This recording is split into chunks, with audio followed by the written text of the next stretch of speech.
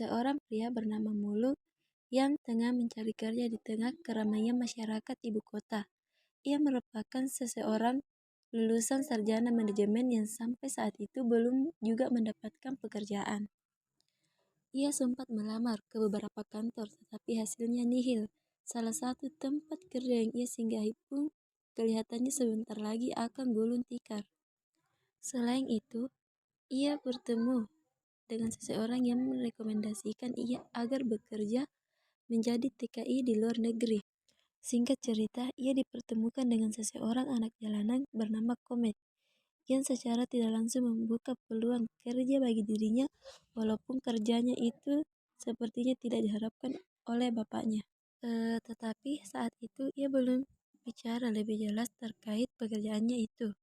Dia hanya menyampaikan bahwa ia bekerja di bidang pengembangan sumber daya manusia. Komet membawa Muluk ke markasnya dan memperkenalkannya ke bosnya yang bernama Jarok. Muluk kaget karena di sana banyak anak seusia Komet yang tugasnya mencopet juga. Ia sedikit memutar otak dan melihat kesempatan yang ia tawarkan ke Jarod. Dia meyakinkan Jarod bahwa ia bisa mengatur keuangan mereka dan menuntut 10% dari hasil pencopetan termasuk biaya pendidikan.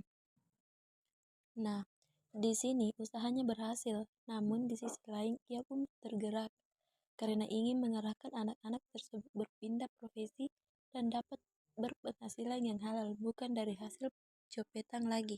Walaupun sempat ada sedikit penolakan, tapi akhirnya mereka menuruti dan Jarod pun sangat mendukung tindakan Muluk tersebut. Dengan bantuan dua rekannya yang juga sarjana, Muluk berbagi tanggung jawab dalam mengajar agama, budi pekerti, dan kewarganegaraan.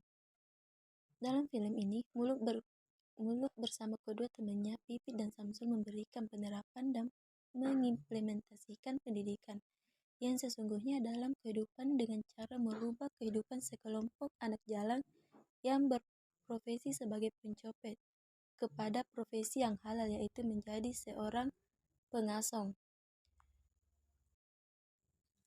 Di akhir cerita, ketika Komet dan beberapa anak lainnya tengah berjualan di tengah lalu lalangnya kendaraan di ibu kota, tiba-tiba mereka dikagetkan oleh kedatangan para polisi Pamung Praja melakukan razia.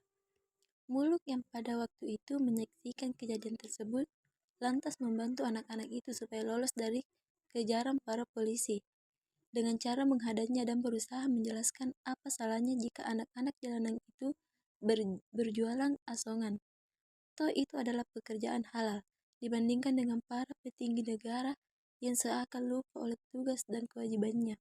Korupsi di mana-mana, tak sedikit dari para pejabat telah melupakan pasal 34 ayat 1 Undang-Undang 1945 bahwa fakir, miskin, dan anak-anak terlantar dipelihara oleh negara.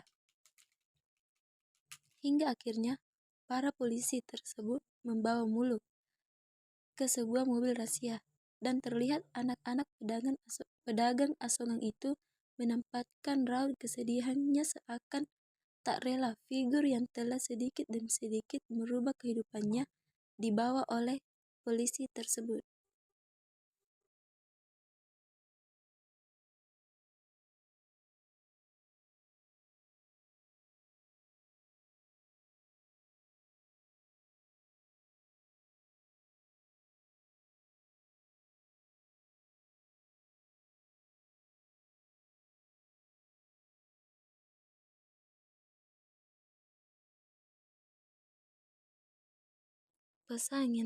Pesan moral yang terkandung dalam film ini sangat jelas, banyak mengandung kritikan sosial yang mengarah pada isu-isu nasional yang berkaitan dengan keprihatinan dan realitas bangsa Indonesia.